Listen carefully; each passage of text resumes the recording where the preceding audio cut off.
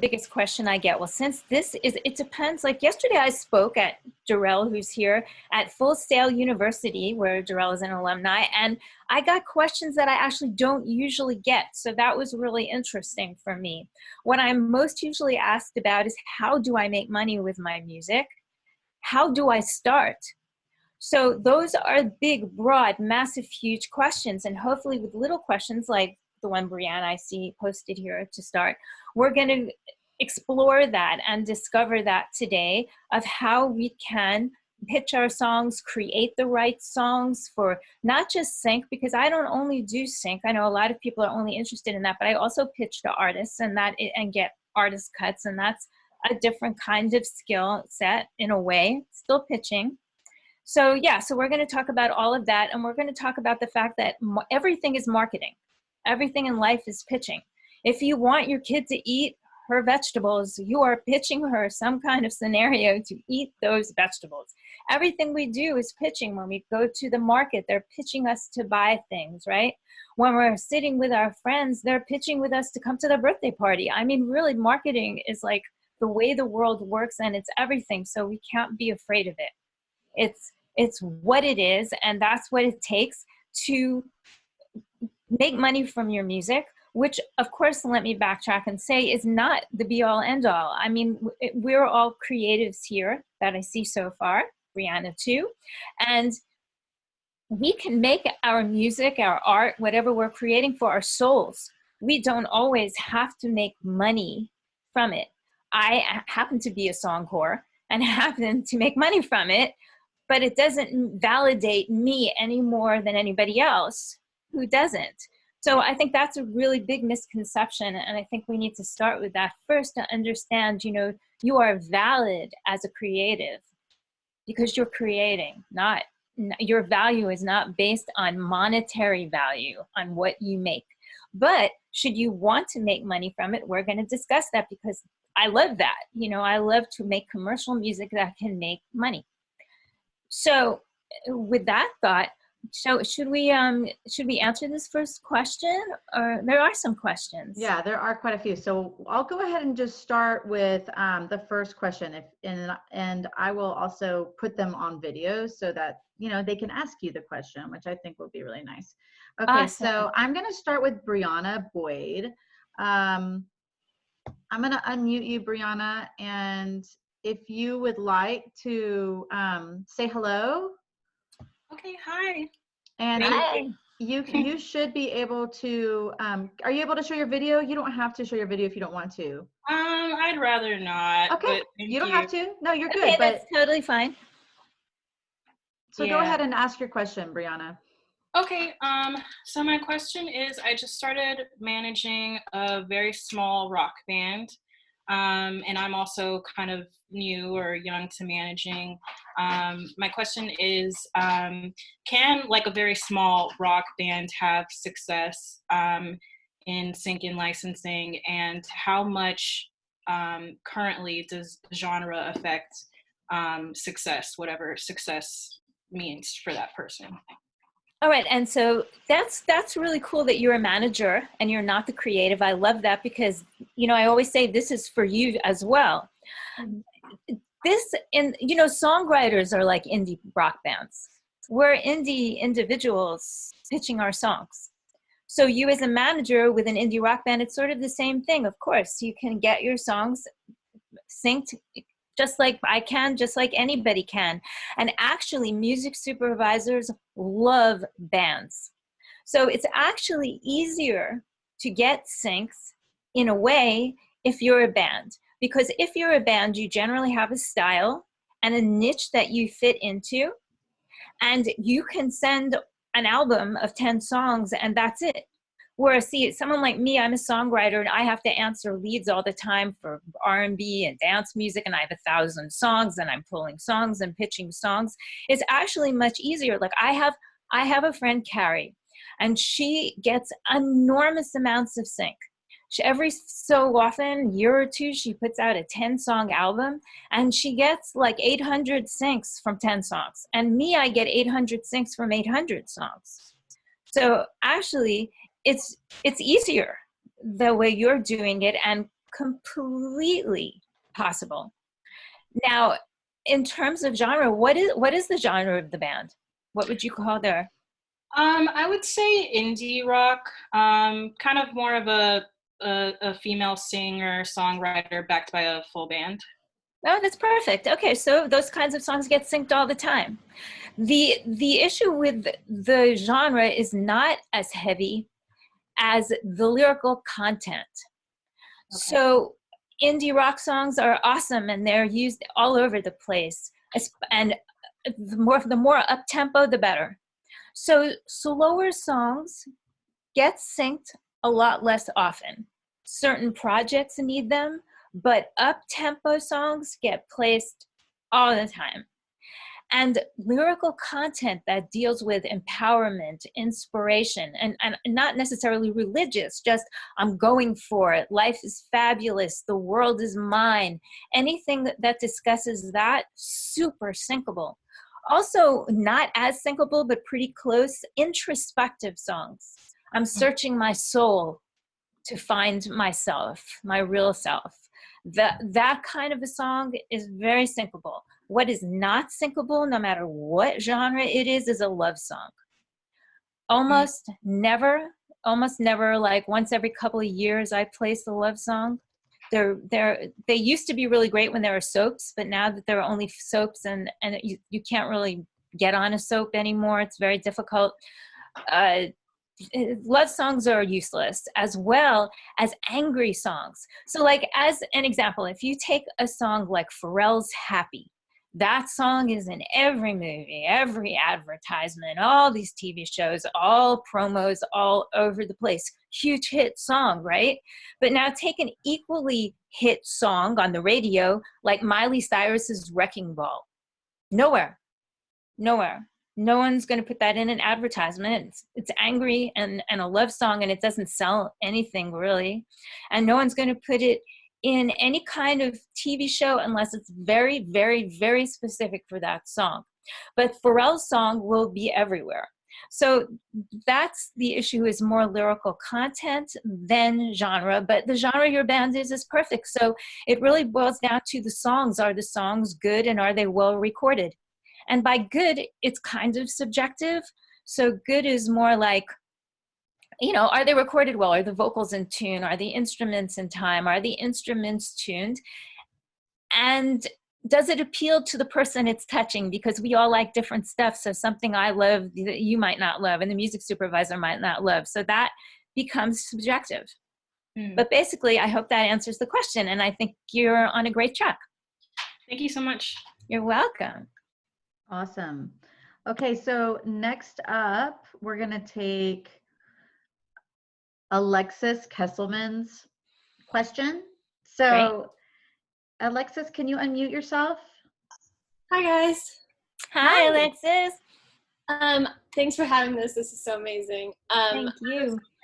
I moved to LA about 8 months ago, but I'm back in Florida now because of the craziness. But anyway, my question is about exclusive license opportunities. I had just pitched a song to an opportunity and started looking at collections to send out to other sync agents and just pitch out for other opportunities, but I haven't heard back from that one specific opportunity. And I was just wondering how that generally works, if you should wait till you hear back, because perchance if it did get picked up by one opportunity that was exclusive and I had already sent it out, how that complication kind of works. Okay, great. I gotcha. Now, why opportunity? How do you know it's an opportunity if they haven't gotten back to you? So get a little more specific about what happened. You sent a song to them?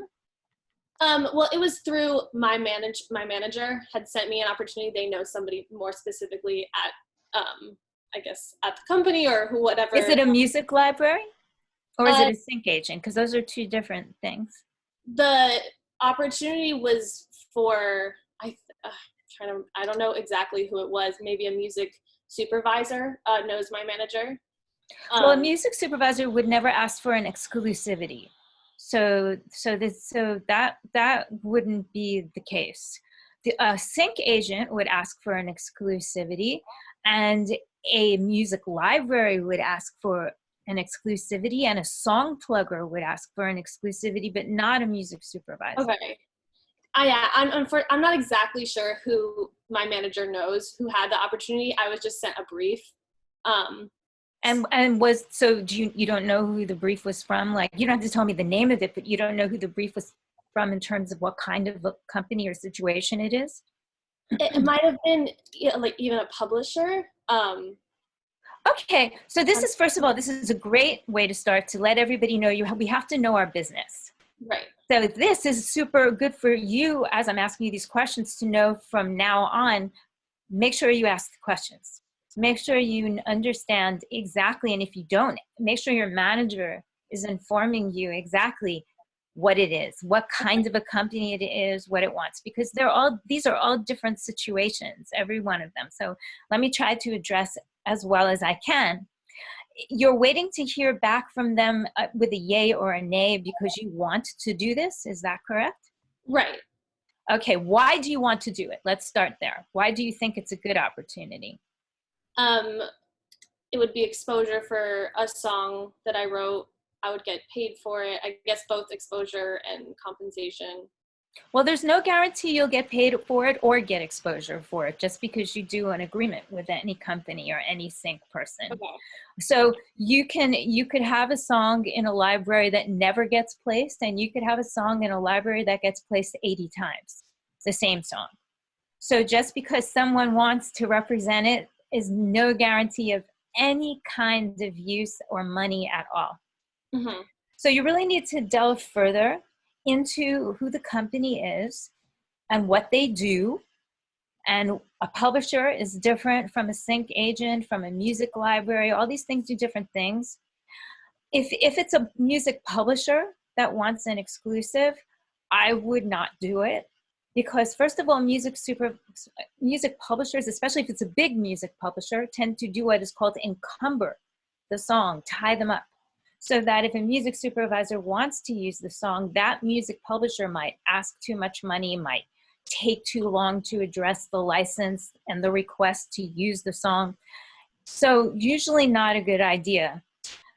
If it's any of the others, a sync agent, a music library, a song plugger, and they want an exclusivity, I personally don't do that. Okay. That's a personal decision. There are a lot of creatives who love exclusive relationships, and they create music for one exclusive writer or plugger. I feel it narrows the field down, especially if you're making vocal music. Are you making vocal music? Yeah. Yeah, because now if you're making cues being instrumental pieces, tons of instrumental pieces, the people who make those whip them out. I mean, they can make 5 in a day. I mean, it's super fast. It doesn't have any of the mixed problems and issues of singers and vocals and tuning, and so writing the lyric and the melody. I mean, super. So there are a lot of people who use exclusive libraries that it's cool for instrumentals. But if you're making vocal music, I personally don't ever want to tie my songs up. The only time I do exclusives is if it's for pay, a commission upfront. I get hired to make a 10-song album of a certain genre. They give me lots of specs about it and what it should be about, and if it should be up-tempo or is it country or whatever it is, and they pay me. And then, yes, I'm the surrogate, and I give them the baby, and I keep the writer's share, if you know what that is, and they get the publisher's share. Okay, great. So then I'll do an exclusive. I have only once, and it's very recently done, an exclusive with a 5-year limit, because it's for a very special female artist project that I love. And I love it so much that I want to be part of it. Mm-hmm. But this is the first time in my 40-year career that I've done this. I just love them. So if it's not a situation like that where you really know it, no, I don't suggest exclusives for vocal material. What happens even if they tie your song up for 5 years? One person. If it's like a commercial or like for a specific trailer or something like that. Well, that's a totally different situation. That's something that was pitched to directly. That's not you having someone representing the song 100% for years as an exclusive. That's different. If you pitch a song to almost no film or TV show is going to ask, even a promo, ask you for an exclusive for any amount of time, but advertisements do. Okay. So you might pitch a song to an ad, let's say a Nike ad, and they decide to use it and they love it, but they'll tell you you cannot use it for a clothing or shoe ad for 5 years. It's usually specific like that. It's not like you can't use it for a peanut butter ad. It's usually exclusive to the type of branding that they do. So you don't go and have Adidas use the same song as Nike. So that does happen, but that's a different thing. And you know, when an ad is paying you, because they ads pay so big, the money is so big, even for a new writer and a new artist and song, that yeah, you're cool, sure, please use it, and your specs are fine. But to have a song plugger or a library tie up your song when they have 40,000 songs in their library, I don't want to do that. I want to do it non-exclusively, but you know, but again, it's your personal choice. And you know, if you want to send me an email and help me look at the paperwork and help you, I'm happy to. So, but does that help at all? Yeah, I think so. I think I need to know specifically more who the opportunity was more for like an advertisement commercial, I think, but I don't know exactly who was the link to that. So definitely finding out more information beforehand. Right. And if it's an advertisement, they're going to want to know right away. So don't hang around waiting because you'll lose the opportunity. If it actually is for an ad, if it is for something specific like a game, an ad, a TV show, anything, you have to know your business and license it right away. You can't be waiting a month or two and then getting back to them, and because they'll have moved way on. So if it actually is for that. So I think the key is for all of us here is we have to learn the business, and that's why we're all here. And we have to get all the information, right? Yesterday I had the same similar question. Someone here who's here had the question, and it was the same kind of issue. They didn't have all the facts. So we have to learn what all the facts are, for one thing, and then we have to get them, right? But if you have a manager, they should be able to give you this information. If not, you have the wrong manager because they don't know their business. Right. Right. Okay. Cool. Right. I hope it's helpful. Thank you, Michelle. So let me ask you, Michelle, would you be okay if I put, you said she could email you. Is that, you want to allow these people? Yeah, it's fine. You can email you. me. Do you want me to put your email address in the chat? Of course. Okay. So thank you, Brianna. For follow-up questions, everyone, Michelle is giving out her email address because she rocks. So there you go. Yeah. And you know, if I don't answer, I didn't get it, because I'm really good about, even though there are 800 emails in my inbox right now, I'm really good at answering them. Yes, she is. She's on top of it. Okay, cool. So we're going to move on. That was a great question, Alexis. Thank you. We're going to move on to Suzanne's question. I think it's Suzanne Grazana. I think that's how you say your name. Oh, so Suzanne, hi. Yeah, if you can unmute yourself and ask your question. Okay. Yeah, so I've actually been thinking about quite a few questions, but there's a couple different online websites that you can put your music, and but then I thought, well, I'm going to be looking for a sync agent. Would it be a bad idea to put on some of these other webs, you know, the same songs, or should I only keep certain songs to pitch for sync agents? And like, what would you suggest for like what kind of libraries are there? Are they exclusive or non-exclusive? Well, no, right now I've always controlled all my music. Right, but if you're going to put them up on those sites, are they exclusive or non-exclusive? Non-exclusive. Okay, and are you considering a sync agent who's exclusive or non-exclusive? I am hoping to find a non-exclusive sync agent. Okay, then it doesn't matter. Put them everywhere. They're yours. So you own them, plaster the world. Like even like audio Sparks, I know I read on there, once you put them up, they'll never take them down. Well, see, I don't use that site because of that. That's a great question and example of a site that I don't use. I used Audio Socket for a minute because I had a co-writer who put the songs there. And they did things I didn't like. For instance, they did this thing called blanket licensing. And blanket licensing is where, say, Hulu gives them a license to use all the songs in their catalog, and then Hulu pays that company X thousands of dollars a year to use the songs. And then that company never shared that upfront fee with the writers who had contributed songs to the library. They just pocketed it. And there was no back-end royalties, no performing rights royalties, because they did this thing called a blanket license. So I particularly don't like that company, and because of that, and pulled the songs out of the company. And I don't like any company that is going to hold your songs forever in perpetuity, and there are others that do that. So I would recommend, and that's a separate issue than, you know, being exclusive or non-exclusive and getting your songs to a sync agent. That's a separate thing. So I would definitely recommend, don't put your music in libraries where it can never be removed. Because first of all, you might want to sell your catalogs someday. You might get a big advertising opportunity outside of that particular library. That library and others similar have 40, 50,000 songs in them. So your song is just getting tied up in that mess. So does that help? Yeah, and have you done the Audio Sparks Radio? Because I know there's that, and musicsupervisor.com. I've done Radio Sparks. Radio Sparks is okay. Okay. Yeah. So Radio Sparks is okay. And I actually talked to Lee, the guy who owns the company is an amazingly cool guy. He's super nice, and I like him so much. And I was sad actually that he had that perpetuity thing, because I wanted to work with him because he's so cool. You know what I mean? So I ended up just doing, you know, the Radio Sparks. But the thing about Radio Sparks is it's so limited in its scope. So I would say, sure, throw him up there. There's no hurt in it for that. But it's not like I feel they're not pitching them as much as the Audio Sparks section. Does that make sense? Yeah. And have even you done he'll Music tell you. Supervisor?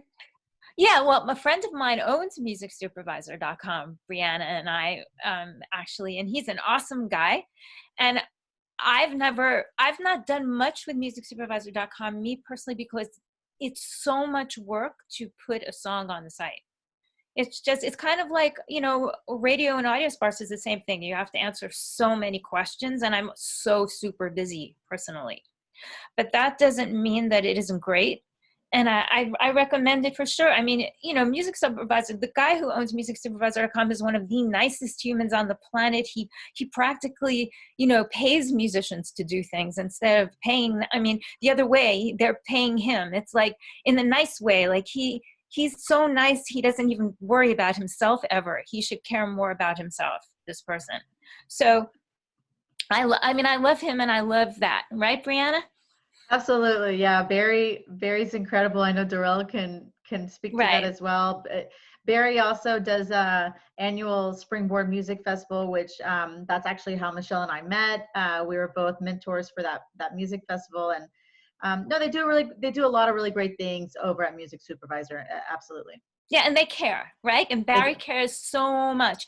It's just, you know, sometimes I'll have to, because I know him, I'll send him something and go, please, can you just put this up there for me? I just can't do it.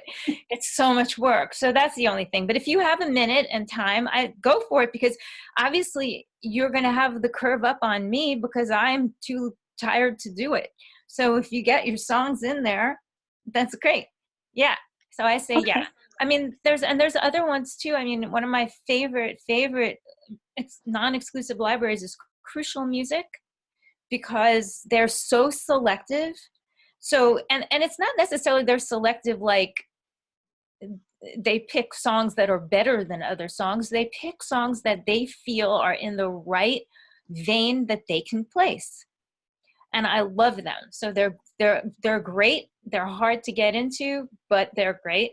And also I like that a girlfriend of mine owns a company called Pink Shark Music, which is non-exclusive. And I love her and I love it as well.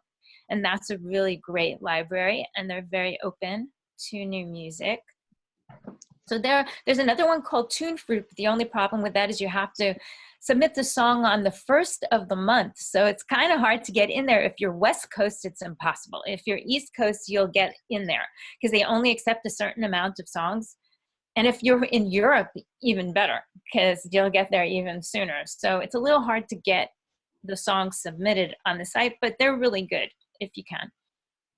Awesome. Well, thank you so much. That's wonderful. You're welcome. Can I ask one quick other question? Mm-hmm. Because I've been working, I just joined Disco, and so I've been trying to put all my stuff up.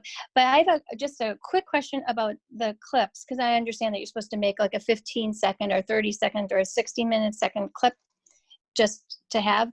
If your musical contact within that 15 seconds isn't over till 18 seconds, do you just cut it off still at 15 seconds?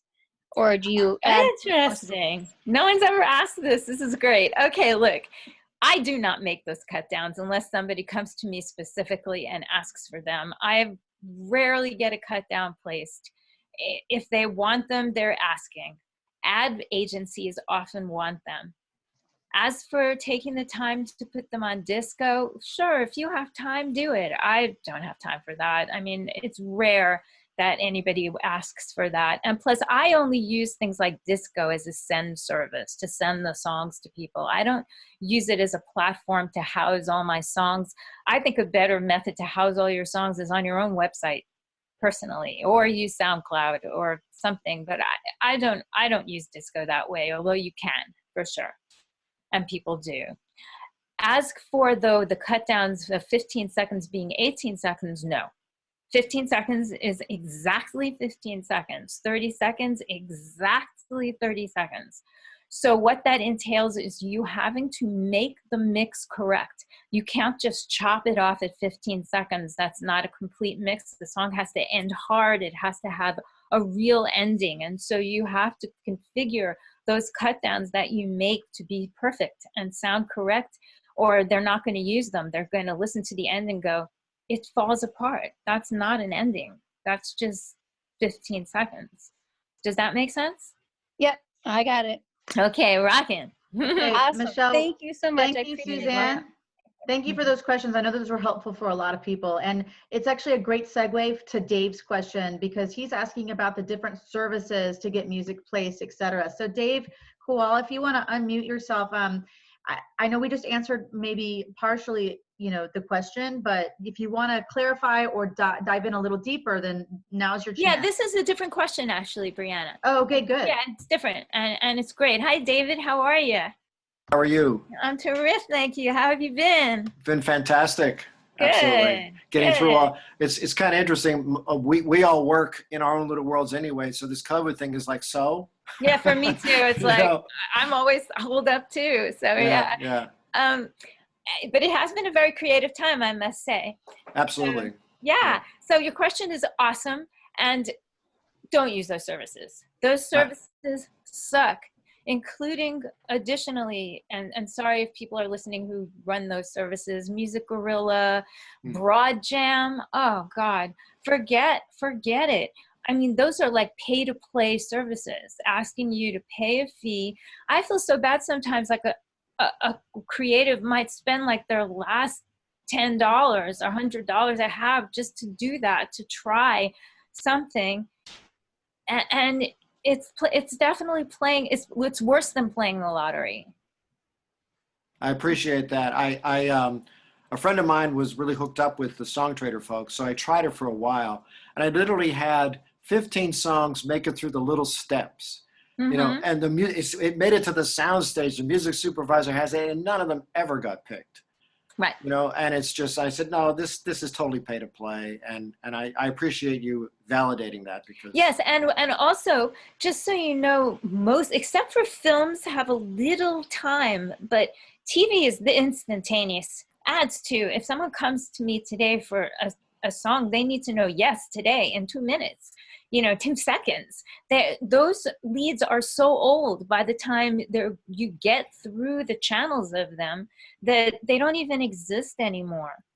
And the music supervisors are not really going there, except sometimes they're making a playlist, right? You know how they have the Right. music Right. supervisor. Yeah, that's fun for the music supervisor, and probably they pay them a little bit to do it, and it's advertisement for the music soup. But in terms of getting placements, no. I mean, there might be a couple, but in general, they're just taking your money, and it really upsets me. So I don't. I have a friend who he worked at a big company. I'm not going to say which one because then everyone will know who he is. But for like 19 years, he was a music supervisor at a huge network, and then he went to Songwriter to work, and he lasted 3 months. Yeah.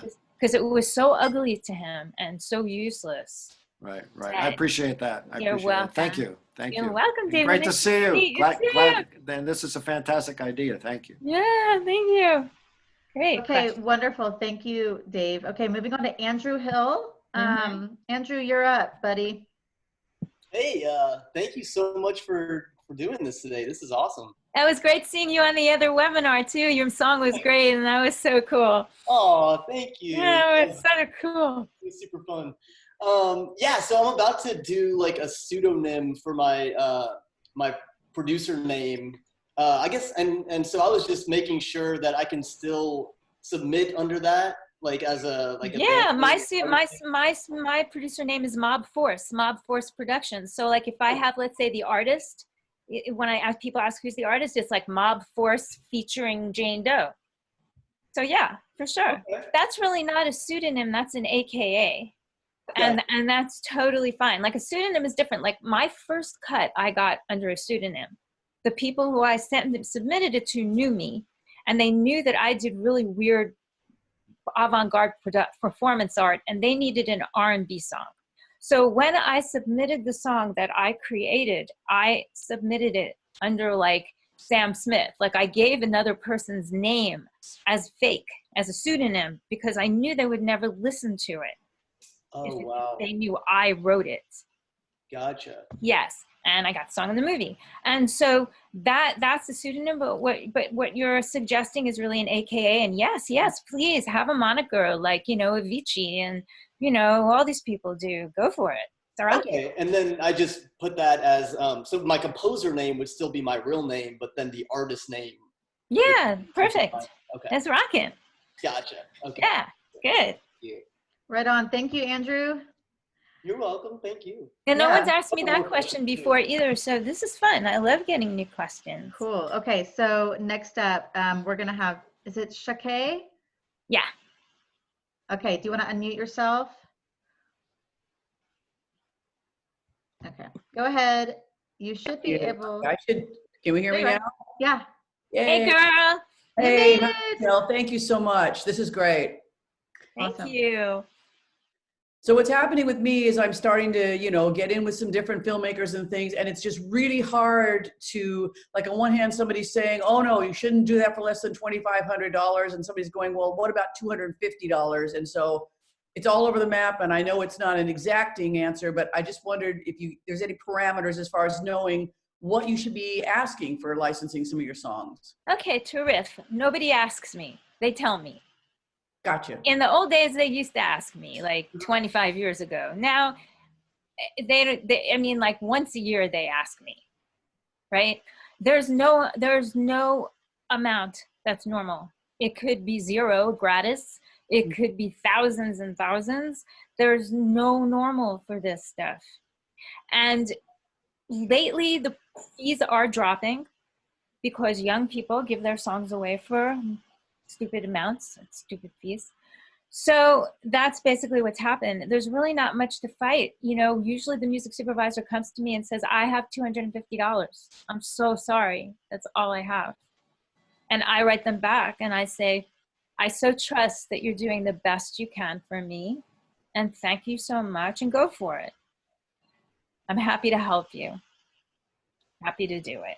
So to me, that's the only, if you say no, now, somebody disagreed with me the other day, but if you say no, they will never work with you again because they're embarrassed enough already that they only have $250. And if it's a really low budget film, they don't even know that's not enough money because they don't know, right? If you have a new film, new indie producer, he thinks that's good. So, you know, it's based on the budget of the film. If the film is $50,000 and they give you $200, that's a lot, giving you $200. If the film is $50 million and they give you $200, well, that's not so great. Probably they've stolen from the music budget the entire shoot, and now they have no money left for the music, which happens all the time. I mean, I had songs not too long ago in an $80 million project, and I got, the fees that I got were low. And the music but they were good. They were still rocking, and I was still happy about it. But, and anyone would want them. But the music supervisor did apologize to me. I'm so sorry, we have no money left. Please, can you help me? These songs were perfect.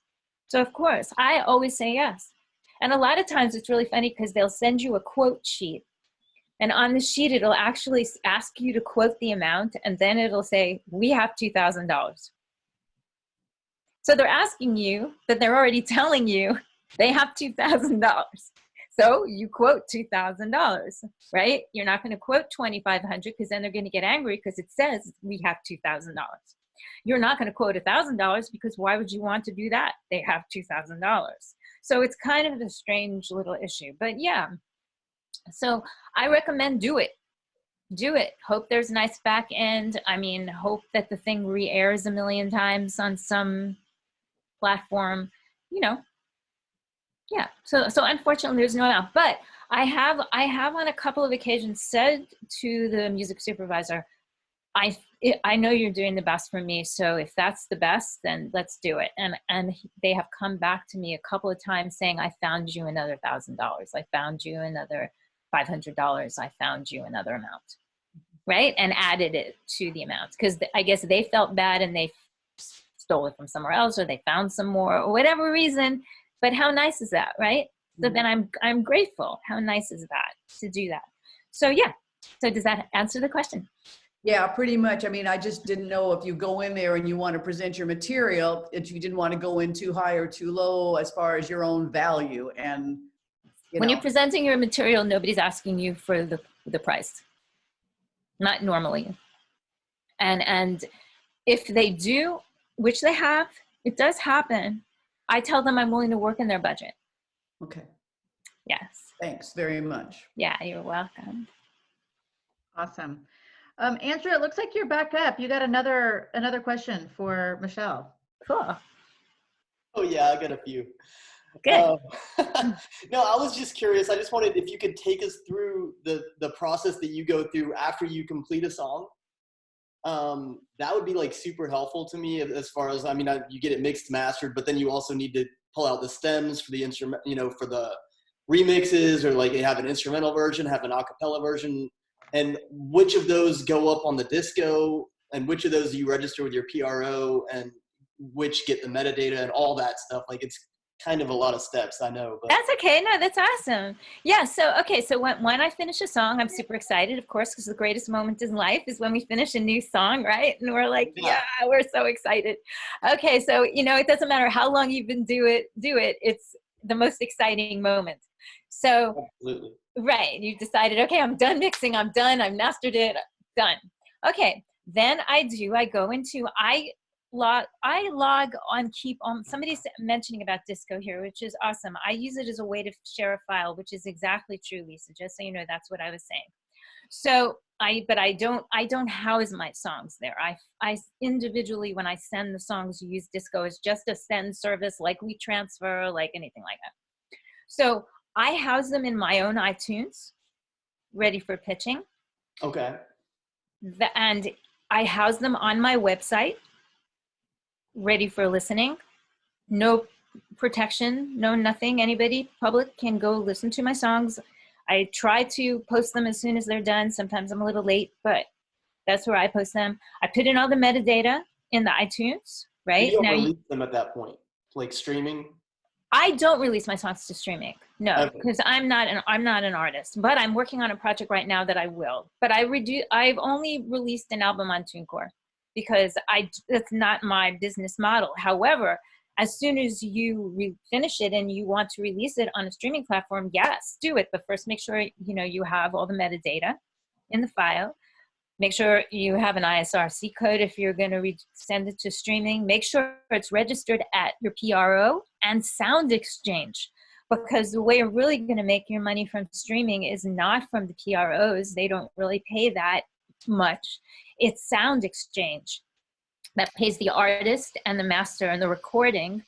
Yeah, I have a Sound Exchange. So great. So the PROs are going to pay your publishing and your writing, but they're not going to pay you as the artist.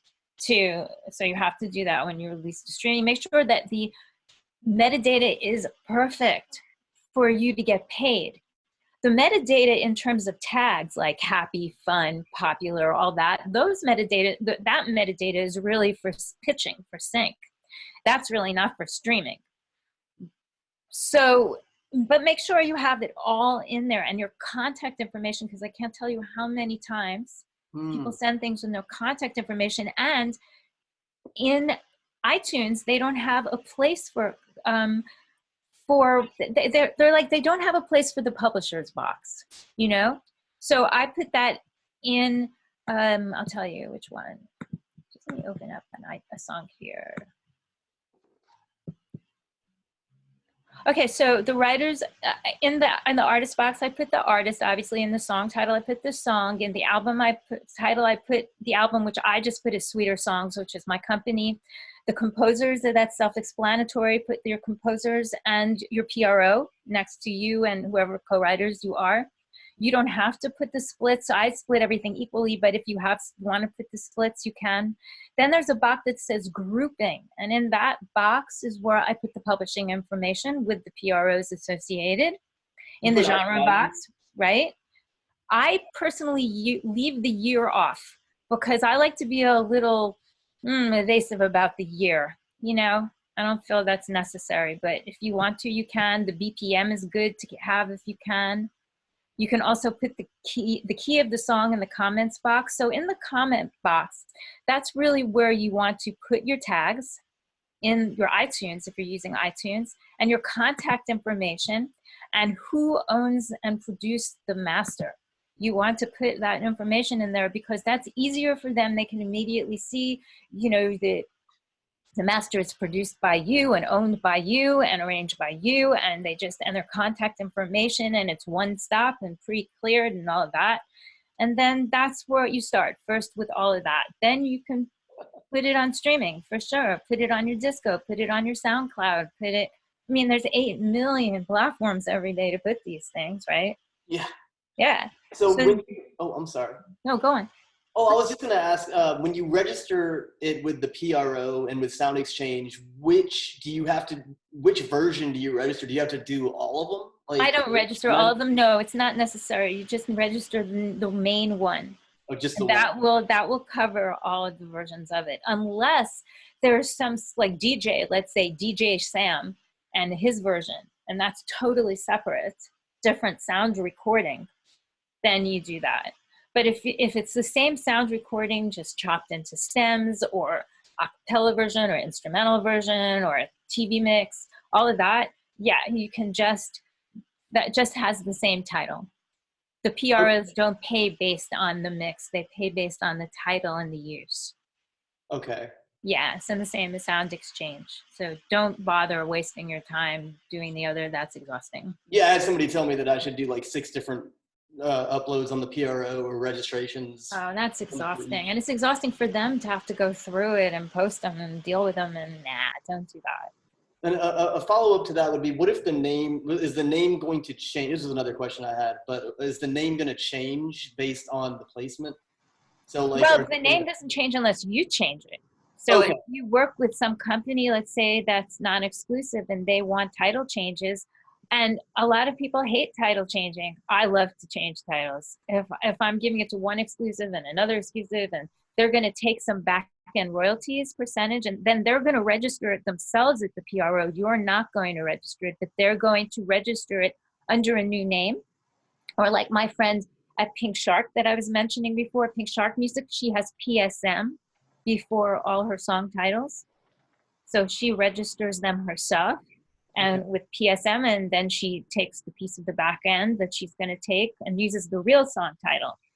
It's up to you how you want to manage that in terms of that. But that's really the information you give them and discuss with them first.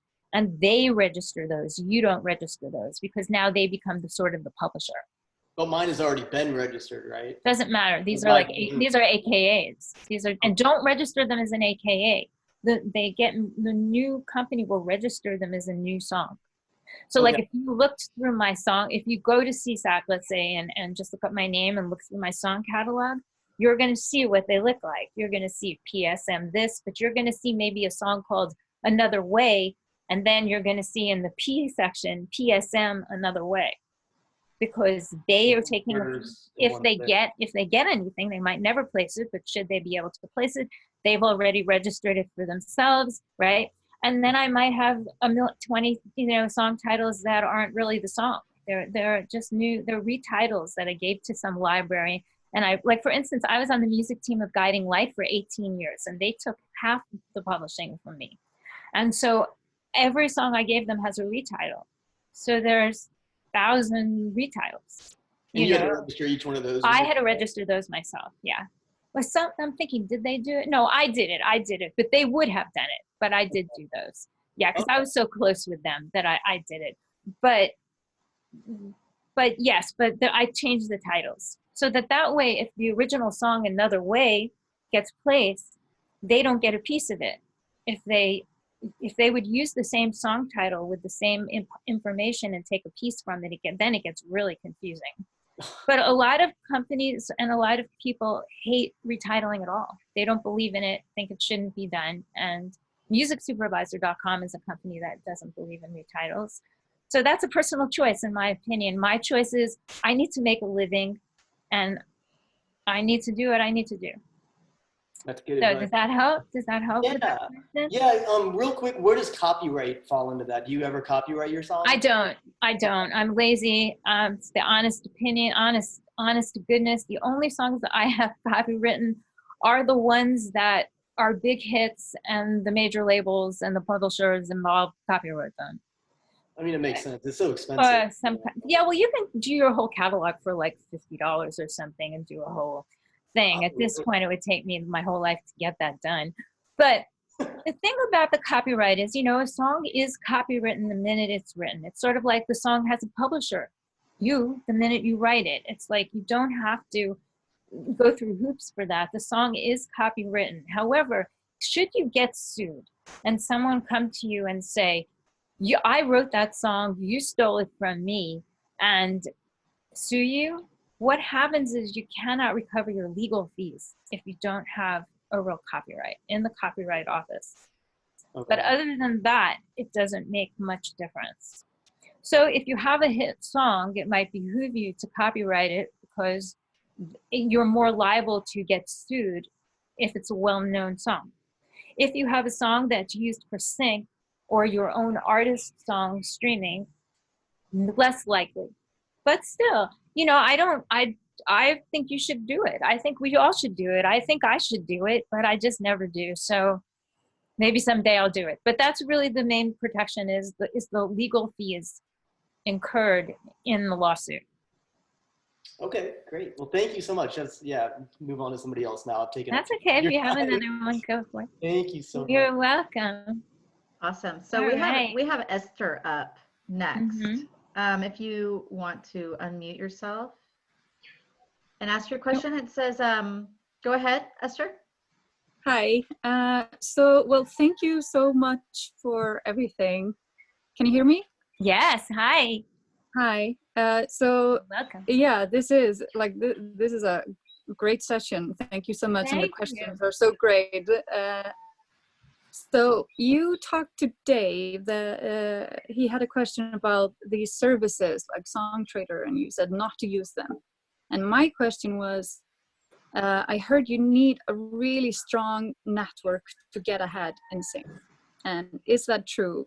And well, you have to create one. Don't have it. What do you do? You create it. You create it. So that's why we're here. We're learning about stuff about sync.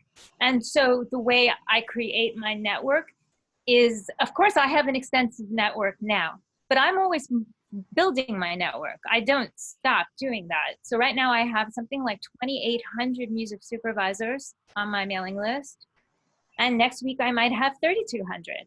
So it requires research. So this is how we begin with research. Well, first we begin with a song. So you better make sure that your songs are good. And also, are you a songwriter or an artist? Well, neither. I'm representing artists. Okay, great. So if you are representing an artist and they're pitching their artist project, as I was saying before, that's an easier situation. They need to have at least one album full, 10 songs. They need to have enough songs so that they're useful, because if somebody should like the songs and you only have one song or two songs, they're kind of useless to the music supervisor because you don't have any material. So you want to make sure if you're a songwriter like me, I suggest at least 50 songs. 25 is okay, but at least 50 songs, so that if they like something, you're a resource for them, because our whole point is we're serving them.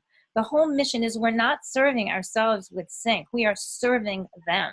What their song needs are, what their needs are for the day, when they have time to listen, whatever, how they want it, disco or hightail or whatever service they want it in, everything is for what they want. So if you now start and to build your network, let's say, what's a TV show you watch? I don't know. Everybody's watching Tiger King at the moment. Okay, but Tiger King's released already. What's a TV show you watch that's in motion? Grey's Anatomy or? Is that still going on? Okay, let's take that. Okay, we'll take Grey's Anatomy. Okay, you say Grey's Anatomy, you want to see what kind of songs they use on the show first to see if your artists fit. They have great songs. Okay, yes, they have great songs. They have very specific songs for the show, actually, that aren't for that show, not good for most shows, because they're using love songs and quiet songs and a cappella songs and acoustic songs and very simple songs. So recorded, they're not using big up-tempo pop things. So at any rate, you go on their website, on TuneFind. There's a service called TuneFind, F-I-N-D, tunefind.com. And you look up the Grey's Anatomy at TuneFind. And now you're going to see all the seasons there, and you're going to see the songs that were used in every episode of every season, and you can have a listen. Now, you want to know who is the music supervisor on that show that you send music to. Okay, so you might see it on the TuneFind site. It's often listed there. Or if not, you go to IMDb, the International Movie Database, and you really want to get the pro version, not use the public version. You want to get the pro version. It's like $150 or $200 a year. It's somewhere around there, and you really want to get it. It's very useful. When you go there, you look up Grey's Anatomy. It's going to show you the cast, and then next to it, it's going to show you the filmmakers, and you're going to go all the way down to the bottom practically, because music is always on the bottom of the list. And you're going to find, you don't want the composer, you want the music supervisor. And you're going to find the music supervisor. Her name is there. You will see it. Okay, now, how do I get her contact information? Now, there's an awesome, awesome registry book called The Film and TV Guide, put out by the Music Business Registry. You want to get it. We have to invest in ourselves, people. We have to spend money, okay? There's no way to do this without spending and investing in yourself. So you want to buy the PDF version, which is the least expensive version of the Film and TV Guide.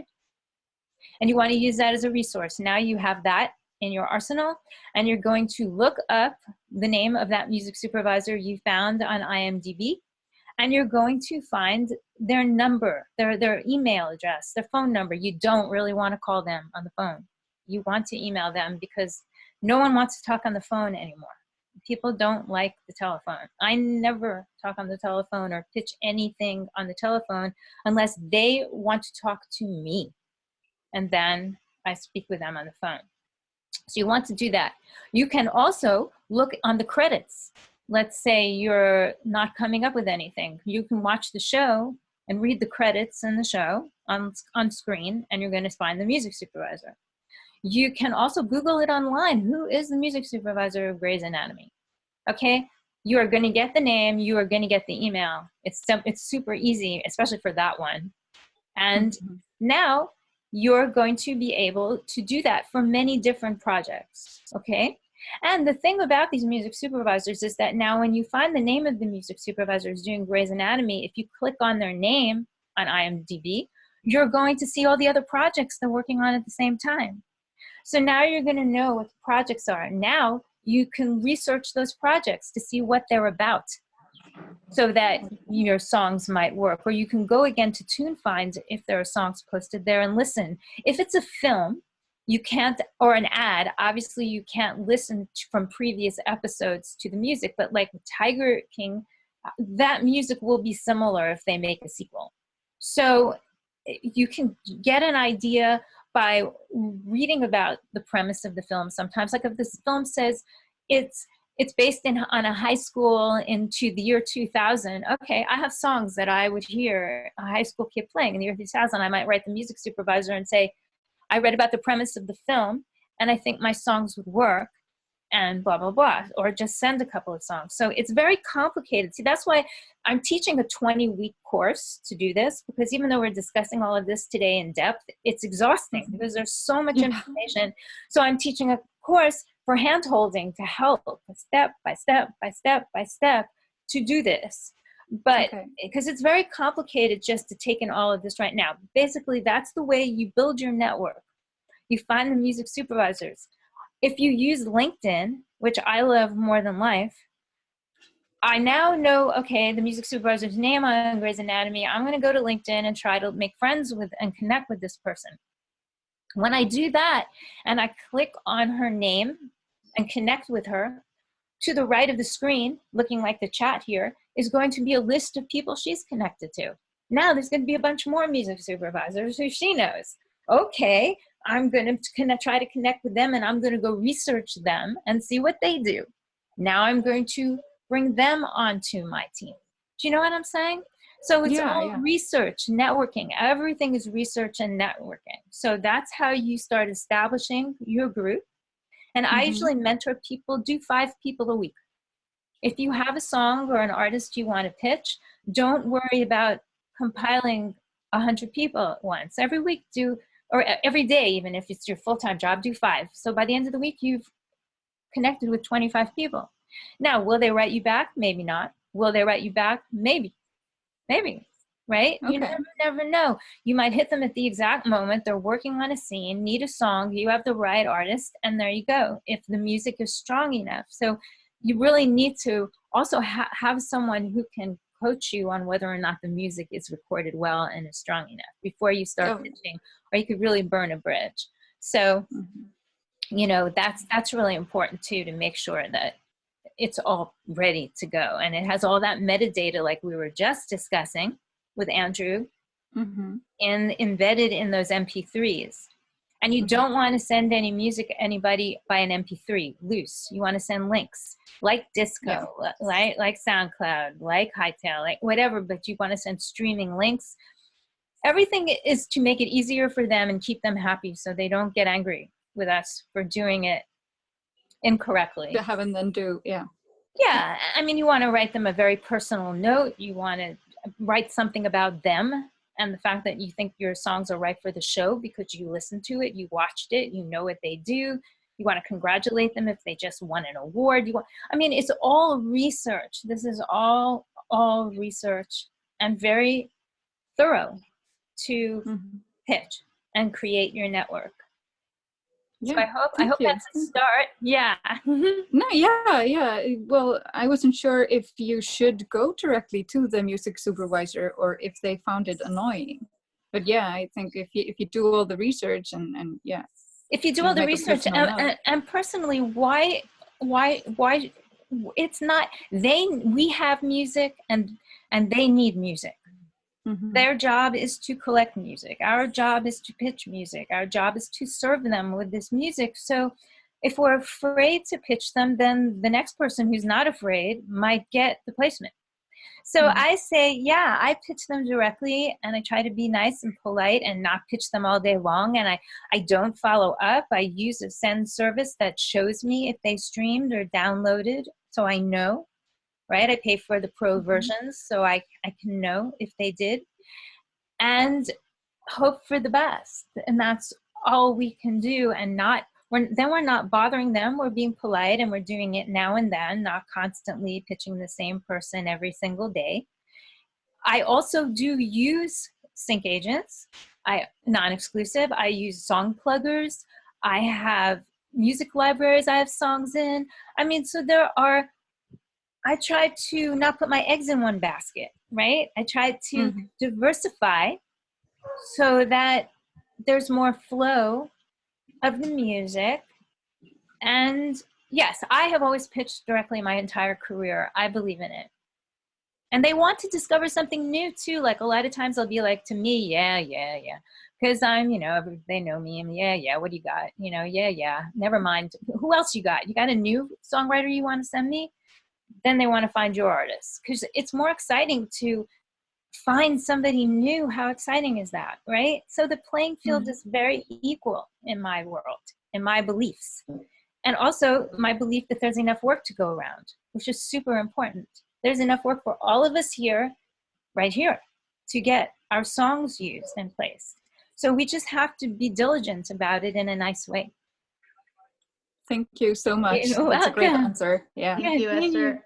Hey, Michelle, so we are just hit that 1 hour mark, and I know we have a lot more questions, so we're gonna keep answering questions, but before we keep moving on, I want you to real quick touch upon the online live coaching course that you are doing to give them that, like you said, the hand holding.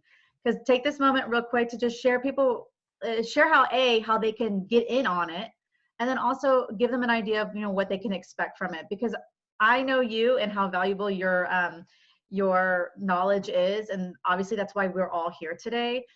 But like you said, this is a lot of information to consume, and so that was basically one of the primary reasons why you're doing this. But please let everybody know.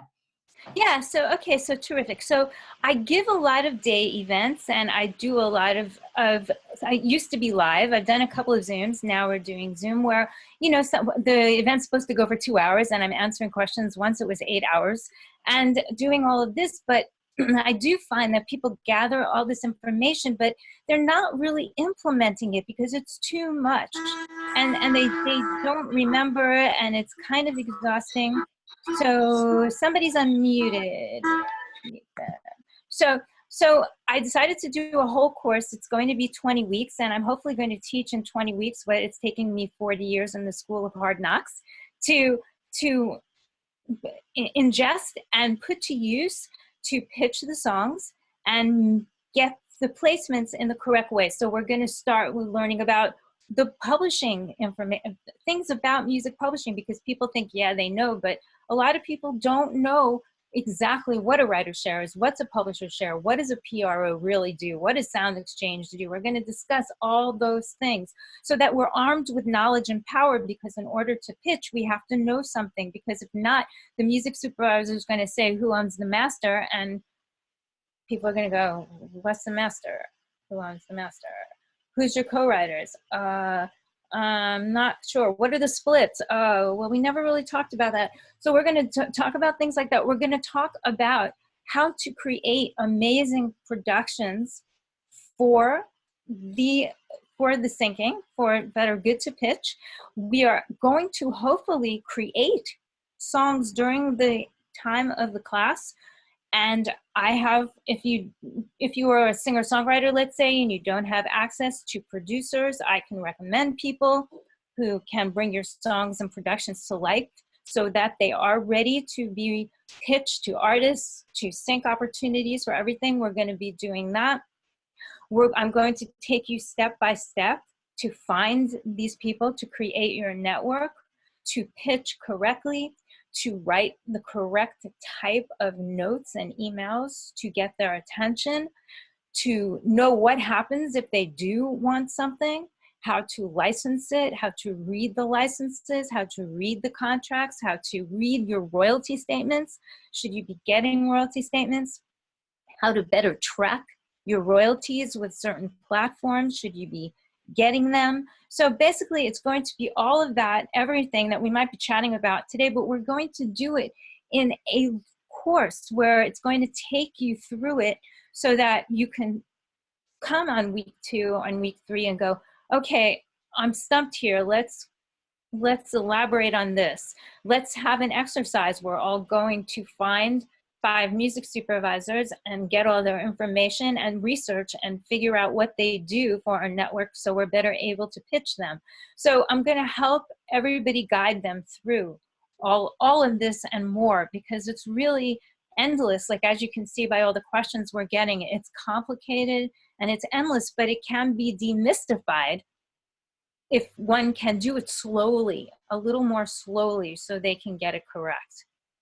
And that's what I found, is it's going to be a better service. And it's really for someone who's willing to put in the work. You know what I mean? It's definitely not for someone who, you know, kind of is a hobby and they're not willing to put in 100%, or they don't have the time. It has to be someone who makes no excuses, who if they have to go like I did and scrub a kitchen floor in a restaurant to find funds to do this, to make the music great, they'll do that. And if they have to take time, they're going to make the time, whether they have 3 full-time jobs like I did, and they're going to never make any excuses for why they can't do it. So that's what the course is about and who the course is for. And I'm excited about it. Have some nice people signed up, and yeah, I think it's going to be really cool. And when are you starting? When does it kick off? We're going to kick off the week of April 20th, and I'm thinking that Wednesday, but I'm going to wait till all the people are registered, and then we discuss what would be better for them with time and dates. Yeah. Right on. Okay, cool. Well, we're going to just keep moving. And listen, thank you everyone for your time. Thank you for being here. If you want to stick around, she's going to keep answering questions. Michelle, are you down to answer some more questions? Yes, of course. So I'm totally down. Are you cool, Brianna? Because you tell me how you're doing. Yeah, I'm good fine. now. I'm good for now. So let's just keep moving. Yeah, let's just keep moving. Okay, so I'm going to kind of push back up here. We have Wyatt Cox. Wyatt, do you want to ask your question? Are you still here? Maybe. No. So we're going to just keep going, okay? Yeah. Let's see. Lisa, I don't think that's a question. Lisa Dunn, thank you for all of the feedback and input you're putting in the chat, by the way. Okay. The next question is from, I believe you pronounce it, and forgive me, I think it's... Well, she is asking a question. Is she? Yeah. If you are looking for people in different roles to help finish a song, soundbetter.com is a good place to go. Is she asking? It's not really, yeah, sorry, it's a statement. Yes, it's a good statement. It's a good place to go. There's like Fiverr. There's other places too. But I prefer to get on Facebook and say, hey, all my peeps, who you got that's a great singer that sounds like Britney Spears, and build it and they will come. I kind of like to get my friends, peers information too, but I have a lot of friends that are on SoundBetter, and it's really wonderful. Cool. Okay. Yes. Ayabo, I know we met in Houston. So are you still on? Yes, I am. Thank you, Brianna. It's good to see you. Yeah, great to see you too, or great to have you. Yeah. So my question is really about different phases in your musical career. So I think like 6 years ago, I put out my little CD on CD Baby, and I did the whole process of getting I learned what I needed to do to get it on there. And since that time, I really just didn't have a lot of time, right? And so I'm wondering, and in that time, I basically focused more on songwriting exclusively. So I have probably about 50 to 100 songs right now, but I haven't done anything with them. Just sort of been adding them, I guess. So my question is, how do I really don't want to spend the time, and it is a full-time job, to start the marketing, the searching for supervisors and all that. What would you recommend as far as cost benefits for going that route, which is kind of your route, or sort of, is it hiring like a manager another route that can get you there, or what are the sort of avenues to get you that sort of best of both worlds? Okay, so let's start first with the songs. So do you have 50 songs or 100 songs? That's a big difference. I have over 100 songs. Are they recorded? Produced and recorded? Professionally. No, then you can't pitch them at all. So you have to go backwards. You have to start again with the song. First, you have to make professional recordings that are not demos, that are master quality, that could sound just like Beyonce on the radio. What style do you use? Do you do? I'd say it's acoustics. What else? Kind of pop, acoustic pop. Like any artist you can mention? Oh, Lenny Kravitz is good. Nice. Yeah. Okay, so when you listen to Lenny Kravitz music, it's produced. He's not putting out guitar vocals and piano vocals. There's stuff in the track, drums, guitars, keyboards, background vocals. It's professionally done. So you need to have professional recordings of your songs. That's first and foremost.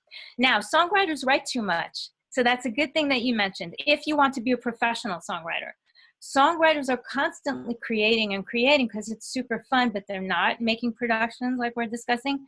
And then they're not getting their songs out there because they're too busy writing another song.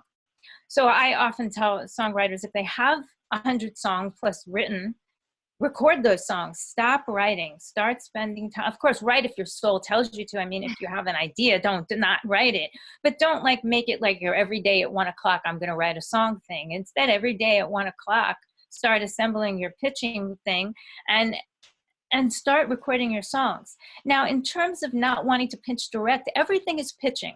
So for instance, if you want to find a manager, if you want to get a sync agent, if you want to get your songs in libraries, you're still pitching to them. So it's all pitching. So even though you're not pitching directly, you still have to take time to pitch to find the right players to be on your team. Right. So I, again, don't only pitch direct. I do have libraries, agents, people on my team that do pitch as well and get a percentage. So there you go. So, but if I want to work with a new library, I'm going to have to pitch them. I'm going to have to find them. I'm going to have to make a relationship with them. So it is the same thing in a sense. So you have to have some time to do that. If you don't have time to produce the music and you don't have time to pitch to even get an agent, then I say make the music for your soul. Play it out at a gig now and then. Put it on Spotify once it's produced and let it go. And don't worry about it. Don't make it your career. Make it your passion and your hobby. And, because if not, you can't, you have to have time. And you have to spend the funds to get the songs produced correctly. There's just no other way about it unless you have your own studio and then you know how to produce it, mix, master, do everything, which some people do. And then you can do it yourself, but then you're still buying equipment and you're still upgrading equipment and you're still upgrading your computer and you're still doing research and you have to have time. So that's my suggestion with all of those. And now, again, the same way you pitch directly, you find a sync agent, a manager, a library. You can get those directories and look. You can look online and Google, music sync agents. You can get, if you get that directory, the Film and TV Guide, it lists tons of sync agents, libraries. If you don't want to pitch directly to the music supervisors. But you still have to spend some time pitching, and you still have to learn how to do that correctly and properly. Okay. So, and the songs have to sound amazing, and they still have to have all the metadata in it. So the only difference is you're not pitching to the individual music supervisors, but you still have to get someone to take your songs. And as for hiring, the word hire, you definitely don't want to pay any of these entities up front. They all take a percentage. If you bring on if a manager comes on board, they should be getting a percentage of what you make. They should, like 20%. They should not be getting, you should not be paying them a fee or retainer. That's not good. If you get a sync agent, hire a sync agent, sometimes they want 20%, sometimes they want 50%, sometimes they want some of the back end royalties, sometimes they don't. It's all negotiable with them. They're going to tell you what your deal is and you're going to discuss with them, and that you can negotiate and come to something that works for both of you. And that again also is not, there's no standard, but they do get a percentage. The music libraries all have their business model, and they're going to tell you what they do, how much percentage they take, and that's how they work. But you have to pitch them. So I hope that makes sense. Yes, absolutely. Thank you. Good. You're welcome. Awesome. So next up we had Sakela. I think that's how you say your name. And she was asking about one stops and what one stops are. And I think she's you here? Oh, she's a nurse, so she might have had to go to work. Well, and I'm here. Oh, now here she is, beautiful girl. Cool. How are you? Good, thank you. You're beautiful too. Okay, so that's great question. And one-stop clearance means basically, let's say you and I write a song together, right? And then Brianna too. All three of us write a song together, right? Now the song, I do this before I write, before everyone gets in the same room. We're all going to agree to things. One, we're going to agree what are the splits of the writing and the publishing on the song. In my world, we're all going to split it together. So each of us is going to get an equal third of the writing and the publishing. Next, I'm the producer. You guys aren't going to produce it, or maybe you will. I know you do beats, but let's say I'm the producer, or let's say we're both producers then, but Brianna is not the producer. Brianna wrote the song. So now Brianna's going to get a third of the song, and you and I maybe are going to do the production together, right? And so now we are understood that we own the master together, right? Okay, we are going to have that in paper. That's part of the splits. We're going to decide up front, we can, every one of us, each one of us, pitch the song. We're not going to encumber it. Brianna can send it where she wants, you, I, we, as long as it's a non-exclusive license, like a movie, a TV show, a game, an ad, blah, blah, blah, we can license this ourselves. We're going to decide this up front, because if not, I'm not going to write with you anyway. So, you know, up front, we're going to do this. Now, the person who gets paid, we're going to agree. The person who got the sync gets paid and then equally distributes the writing, publishing share to the three of us, equally distributes the master fee to the two of us. Okay, so we're going to all just decide that up front, and other things up front. Now, it is one stop pre-cleared for the music supervisors. We have paperwork between us deciding this is okay, that we all can do this. And then now when we send it to the music supervisors or even the sync agent, we're able to tell them the songs are pre-cleared one stop. If we hire musicians, we're going to have them sign work for hire paperwork. If we hire singers, we're going to have them sign work for hire paperwork. This way, everything is all, nothing has to be done after that except the song gets placed. The music supervisor only has to do one contract with one of us, with all our names. All our names end up in the contract. All our names end up in the cue sheet, which is for the PROs to pay us our back-end royalties. That all our names are in it. It's not like only your name or my name is in the contract, but then it's one stop pre-cleared. So unless you do that before you write the song and you have co-writers and co-producers and co-publishers, then the music supervisor would have to go to all three entities, and they don't want to do that. You sent them the song, they want to license it with you. They don't want to talk to me, they don't want to talk to Brianna, they just want to license it one stop. You're the one stop, pre-cleared, because we already pre-cleared it after or before we even wrote it, deciding that this is going to be allowed. Does that make sense? Yes, it makes sense. So I have a follow-up question. So if say one of us get like a publishing deal, so what happens then with our one stop? Is it only okay, so I don't write with anybody who has a publishing deal because of that. That's a super good question. If one of us gets a publishing deal, then unfortunately that publisher might not agree to this situation, and it will change everything. Now I'm going to have to probably go, which I did actually not too long ago, to every sync agent, library, plugger, everyone I work with, and go pull the song. You have to pull the song, which is why I don't do any songs like we were discussing before in perpetuity forever, also for a library, because now I have to come to them and tell them, you know, Shakila did a publishing deal. I'm so sorry. It's such a bummer, but you can't pitch the song anymore.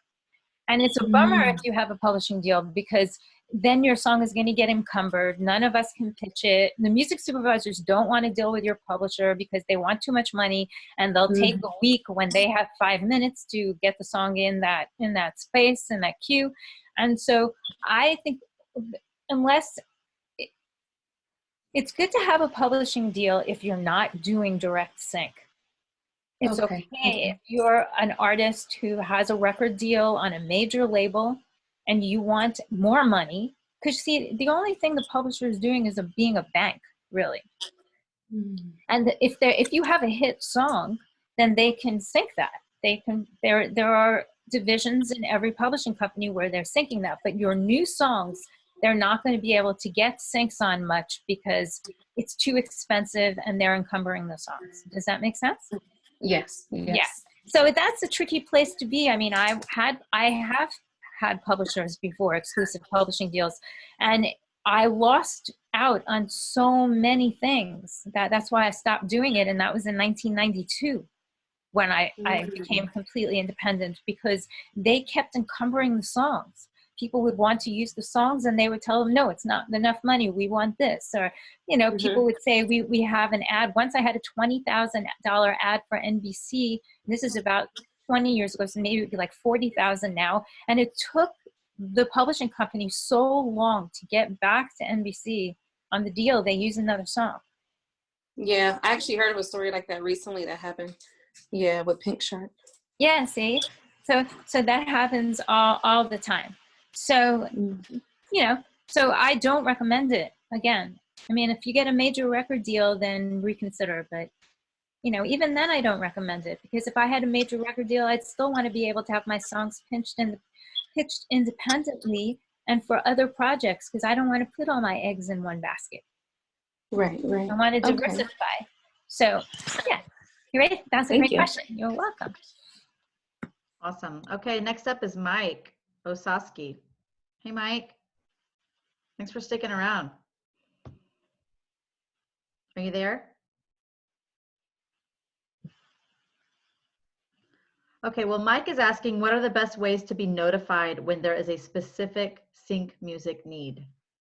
Okay, so that's interesting. So, you know, the music supervisors do send out briefs. And I do get briefs, and I do respond to them. Briefs being, I'm working on the next, let's say, Woody Allen movie. And although Woody Allen rarely puts out a brief, but let's just say that I'm working on the next Woody Allen movie. I'm the music supervisor. I need these spots filled for this particular scene, and I'm asking for songs that are happy and fun and up tempo, or I'm asking for songs that are dark, like the artist. Sorry, my brain is stopping. But like some other artists we know that we can research to hear their music, and so there are briefs that come, but also we can pitch the other way, like just hitting them up, going, I watched the show, I watched your last movie, I have songs that are similar. So the best way to be notified is all those things. You know, a lot of times music supervisors come to me, and if you make some relationships with them, or use the song pluggers and the sync agents come to me and they say, I got a lead today on this kind of song. Do you have any bolero music?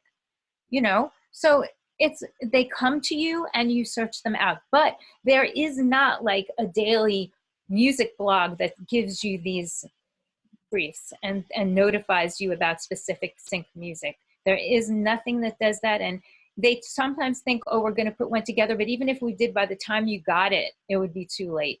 So basically, you just have to make relationships the way I'm discussing and get them to send you their briefs when they have them, or pitch to them what you think would work.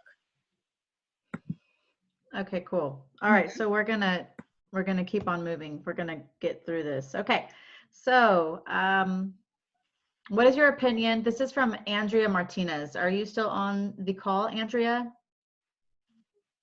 She wants to know, what is your opinion? Well, let's backtrack for 1 second. Okay. Lisa, that is not correct. I'm sorry. You do need to get everyone else's permission to use your song if you have co-writers and co-publishers. So don't think that's right, because if you don't have any paperwork, the music, and let's say you don't have any paperwork with me, you pitch the song, and now I go to that music supervisor and I say, hey, I didn't agree that Lisa could pitch my song One Stop. Okay, that music supervisor is never going to talk to you again. Okay, and you have burned a bridge. So please don't, that is not true. You need permission. Okay, and so now, in the world of legality, that is absolutely true, that anybody, any party can pitch a song non-exclusively. That is the law, and place it and divvy up the funds with their co-writers. That is the law, and if that's what you're saying, that is true. However, if you do it without any paperwork up front. I have had co-writers who've gone to the music supervisors. They don't care what the legality of the law is. You don't have any discussion with your co-writers up front, and they will never talk to you again and work with you again. So that's your choice. You know, yeah, no one can sue you for it, but no one's going to work with you again. So I just want to clarify that. Okay. Okay, so anyway, let's go now. Who's next? So I kind of just passed through some of these because they're not really questions. They're just, you know. Okay, I'll read them later though, for sure. Yeah, yeah. Okay, so this was from Andrea Martinez, which I don't know that she's on the call, but she wants to know, what is your opinion about digital pitching platforms, which I think we've already discussed.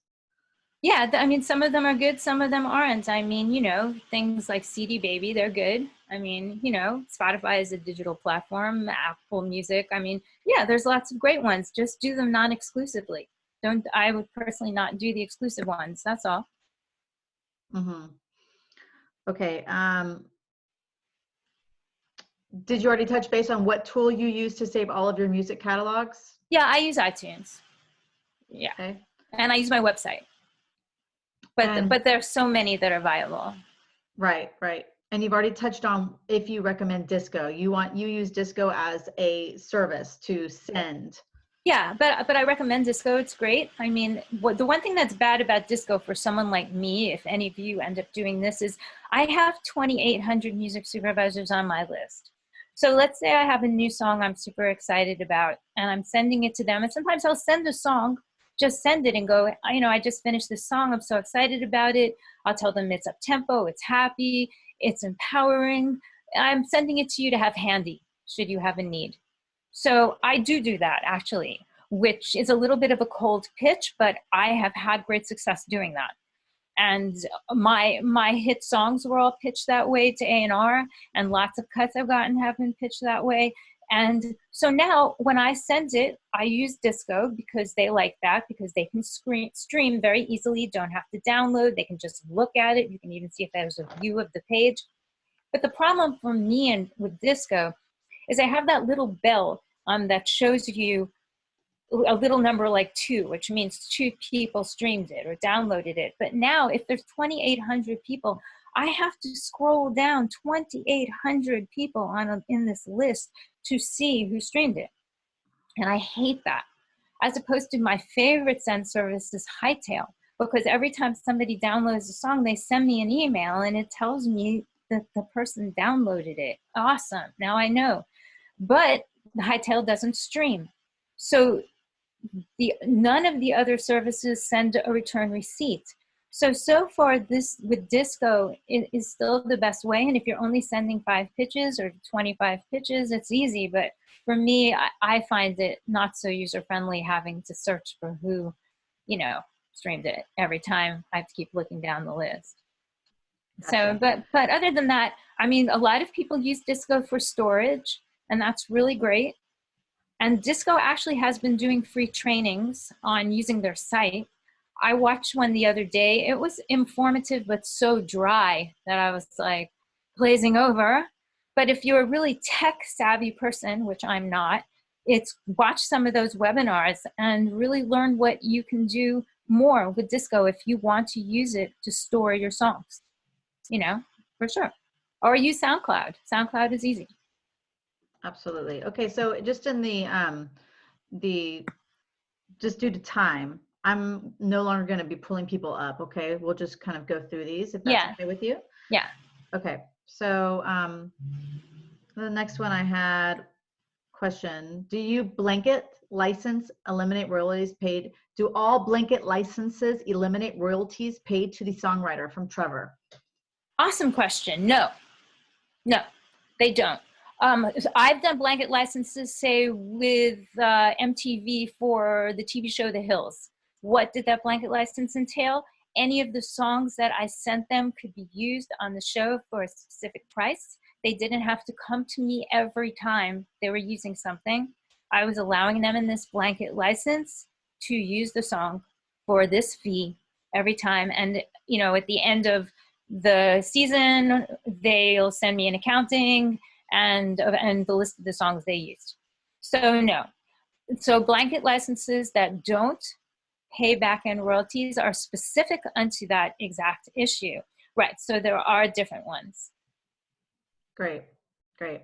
Okay, we're gonna keep moving. Jeff asks, Songtraders' brief process is terrible. Oh, I guess this isn't a question. He's just talking about, my apologies.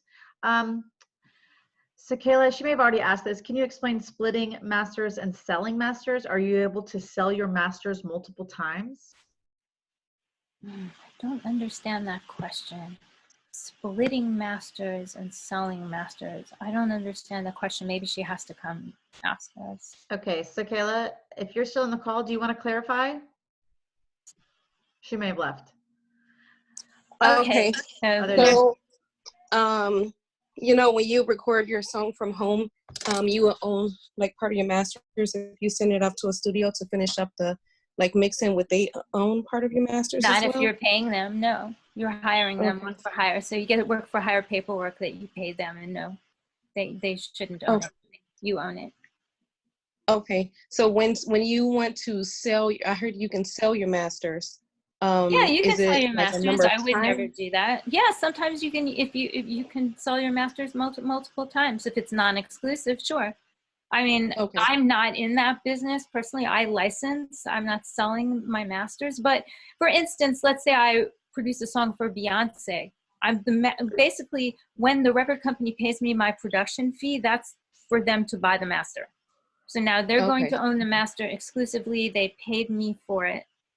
And I cannot reuse that master again. That's theirs. But there are platforms where you can make sample packs and you can sell your masters. Yeah. But the problem with that is if you do that and there's 6 songs that have the same master, you're going to get yourself in a lot of trouble. It's really not a good idea. So Okay. yeah, Okay. it's not a good idea to sell them. It's a better idea to license them non-exclusively to a movie, to a TV show, and not to be selling them to other artists for cash. It's just, it's kind of ugly. So I hope that makes sense. And one last question. Mhm. Yeah, one last question. If I was to go to the studio and record, would that automatically mean they own my masters? Like, do I No, have to you're specifically paying them. give them the You're paperwork? paying them. You're buying the service. You're paying them. They shouldn't. Okay, They so shouldn't automatically own. it's work for hire. No, you have to make sure that with them up front, they're charging you a fee and it's work for hire, and they're going to give you some kind of work for hire document that you paid them and you own the master. The only time, if you're not paying them, then yeah, they can co-own the master with you for sure. But you don't really want to do that. You want to pay for it and own it. It's a much better business model. Okay. And much less messy. Yeah, you're welcome. Or produce it with your co-writer. That's a different story too. Yeah. Okay. And then you both own it. Yeah. Right. Cool. Okay, we got it. Okay, cool, great. So Andrew had a good question. Can we use major label artists' names in the metadata? The metadata, like sounds like Bruno Mars. Yes. No problem. Okay, Yes. cool. Perfect. What name do we register a Q under for our pro? Will that name change when it gets picked up for the placement? No. So a Q at the PRO is just the same as a song title. A Q is a song. So if you're making cues, like short instrumental 15-second cues, that's different. But I mean, if a song becomes a cue when it's used in a movie, in a TV show, it's just another word for it. It becomes a cue. So it's in a specific spot, and they'll say that's cue number 6 in the film or something. So it's just the song. So you just register it as the song, and when it's used, it's the song. Unless, as we were discussing before, you have some sync agent, sync agent or library or a song plugger who's taking some kind of percentage, and then they might be putting a prefix or a suffix on the song title when they register it, or you might be changing the title, or they might be changing the title so that they can use it. And then, yes, then it will become a different cue, but that's not, the music supervisor will never do that. A music supervisor will never do that. Okay, great. They're just placing the song by what you called it. Gotcha. And if a music library pitches it, the same thing. The music library pitches it as Deo. They're going to license it as Deo. And yeah, okay, and then they would re-register it. Or No, they don't. If you work with an agent, like a sync agent or a music library, they usually pre-register the song. So once they accept the song, then they pre-register it at the PRO before it's, and it might never be used, right? Might never be used, but it's already registered there just in case. When the music supervisor uses a song, they don't care about that. They're just gathering the info from whoever sent them the song. When they place it, they're placing it as the song that you sent it under, or the library or the sync agent sent it to them as. Okay, cool. Yeah. Thank you. Good. You're welcome. Okay, so Alexis asking, what are the differences in pitching released versus unreleased music? Well, if the music is released by you yourself as an artist or the band you're repping or something, it's almost the same thing. I mean, it doesn't matter. I mean, if you release it to Spotify, that's fun, you know, then you can tell people I had a song on Grey's Anatomy last night and you can buy it on Spotify. So that's basically the only difference. I don't do that, but maybe, you know, I will one day. You know, they can buy it on my website. So a lot of people come to me and ask to buy it on my website. So is that released? That's kind of released too. Basically, anywhere in public that you put the song out becomes a release, and it doesn't matter. You can sync with or without. Thank you so much. You're welcome. And Darrell's asking, Michelle, do you put the ISRC in the comments? Oh, you can. I don't. I've never had a music supervisor ask me for an ISRC code, but you can, for sure. Michelle, hey, can you hear me? Yeah. Yeah, just talk about it in the metadata, because you said you do your metadata on iTunes. Yes. So you don't put the ISRCs over there, because normally you can do like a tag. Yeah, you can, of course. And you can, I also a lot of times will get asked by a company to send me the metadata in an Excel spreadsheet. Oh yeah, that's exactly what I do. That's exactly what I do. I have that. Yeah, so okay. I have almost my whole catalog in an Excel spreadsheet. So yeah, but ISRC codes are a new thing. And I've never, ever had a music supervisor ask me for an ISRC code. Sound Exchange wants an ISRC code. The PROs don't care. They don't need an ISRC code to pay the performance royalties. Right. So you know, you can, if you want to, and every bit of information that you provide like that, Darrell, right? That's better. Yeah. You know, the more you have, the merrier. I just had one library that made me give them all the BPMs and all the timings. I didn't have that in my metadata sheet. No one asks me for that, but she wanted it, so okay, right? Oh yeah. I had to compile it. Yeah, I always say put the mood, put everything. Just like I said, the more you give them, the better. Yeah, exactly. So it works the same with the ISRCs. And to get ISRC codes, you can subscribe to ISRC.com. There's a website. You pay like $99 for. Yeah, like 10,000. Yeah, you're good. Yeah. Cool. So it's good. Thanks. Yeah. Thanks, Darrell. Yeah, rocking. Thanks, Darrell. Okay, so many songs, guys. I mean, so many songs, so many questions. I'm glad that this was helpful to many of you. I think we're going to start wrapping. So maybe we'll answer like 2 more questions, Michelle. Okay, and then you have my email address. If there's a specific question you want to ask it, I can write you back. Go for it. And don't forget, and I'll go ahead and put all of that information here as well, is for those of you who are interested in learning more about Michelle's course, like I said, it's going to be what you're experiencing today, but even more, because you're going to be working one-on-one with her. So it's going to be an amazing opportunity. So I'm including the link right there, and you can just tap on that to get more information. And of course, if you need more info from her, then email her as well. And we've included that in the chat as well, her email address. And my question to you, Brianna, is will we be able to re-access the chat so we can read all this stuff? The answer is yes. So you and I will have access to the chat. Absolutely. And also for everyone on the call, we're going to do our best to get a replay for this emailed. So you're going to be able to go back and listen and fast forward and all of those, just to get those, if you missed a question and you need more information. Rockin'. Perfect. Okay. So there is one more that Richard was asking. And he said that this was a question for you. I heard you mention hiring musicians as work for hire. Are you still doing that?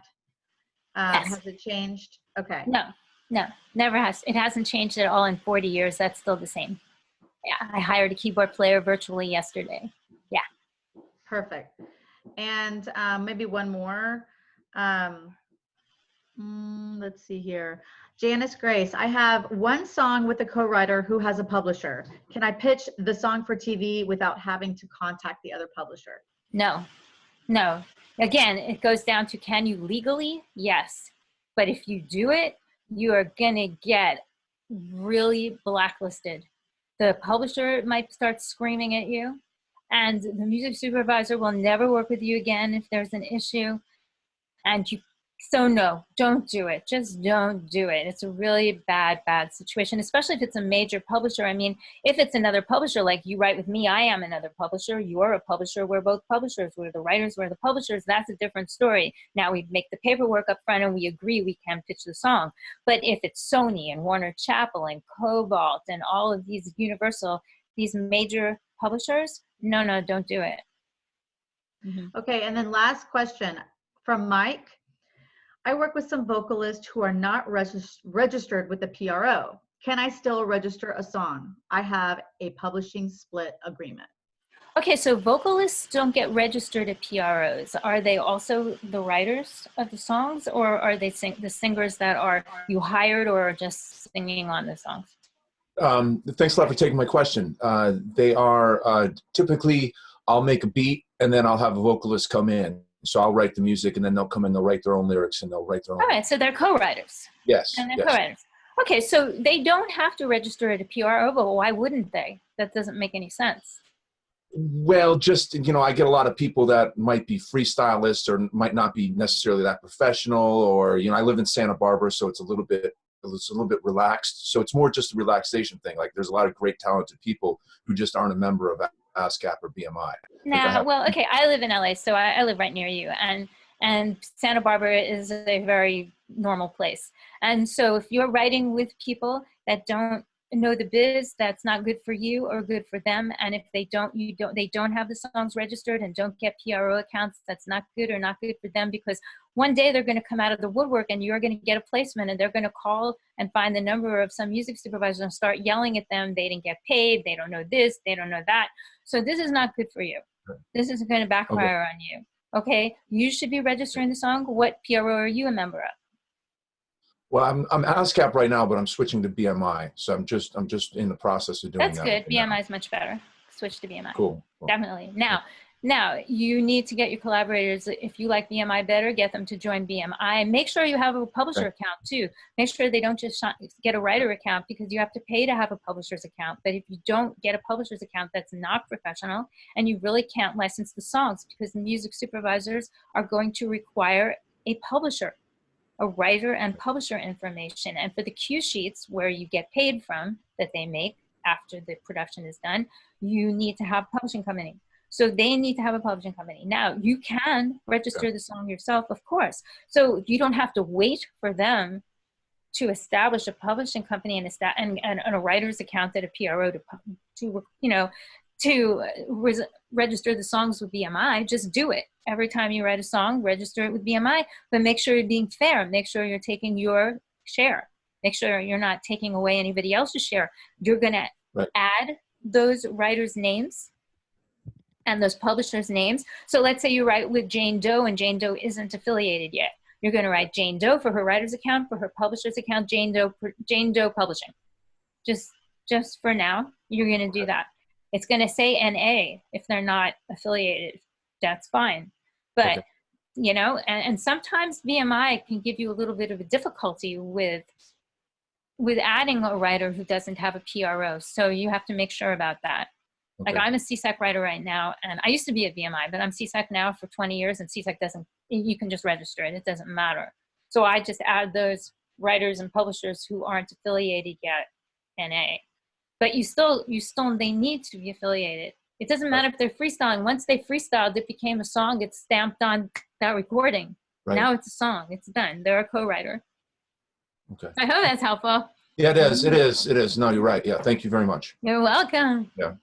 Okay, well, thank you everyone for coming. And, you know, we have all of these questions. So if there's any questions that we didn't get to, Michelle has them, and you can, like I said, you can always email her if you need a little more, you know, in-depth response.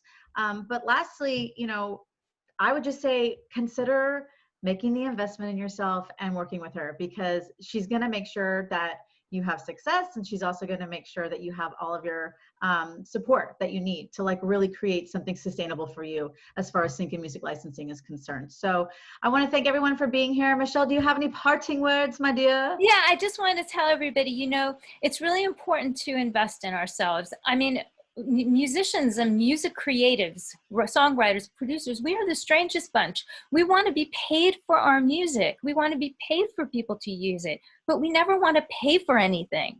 So this is really important. For instance, Brianna, who is here today, Brianna is an artist coach, and she's a book coach, and she's coaching me on the course as well. And I hired her because I needed a coach. So you think, oh my God, I know all this stuff. Why would I need a coach? Because I don't know how to write a book, right? So I'm learning now step by step how to write a book. So I would say that's, if you want to, whether you take my course or any other kind of course, if you want to be serious about this stuff and really be a professional, you need to learn all of this nitty gritty. And as you can see, we could have gone on for 8 hours because this is exhaustingly difficult. It's not difficult to learn once you learn it, but there's so many aspects of music publishing and songwriting and producing and creating and pitching and licensing that I just hope you consider in some way to continue to get all the correct information so that you pitch correctly, so that you don't burn bridges, because people burn a lot of bridges by pitching in a poor way. Absolutely. So this was super fun for me. You know, I loved it very much, and thank you so much for coming. It's super fun to impart all this knowledge. I see lots of clapping, thumbs up. Thank you. This was like 2 hours of like massive value. So Michelle, thank you so much for just your heart for sharing, you know, what you know and bringing all this to the table today. You're amazing, and we love you for it. Thank you. I love you, Brianna. Thank you for working so hard too, and all your expertise. If you need that expertise, you know, Brianna's here too. And Darrell, we have Darrell here, Darrell Peart, who also has super amazing expertise in the work that he does and the coaching he does. So we thank you. Yeah. Awesome. Okay, guys, you have a wonderful day, and be on the lookout for the replay that will come out. And if you have any questions, make sure that you email Michelle and check out the course. Yay. Thanks. Bye, guys. Bye-bye.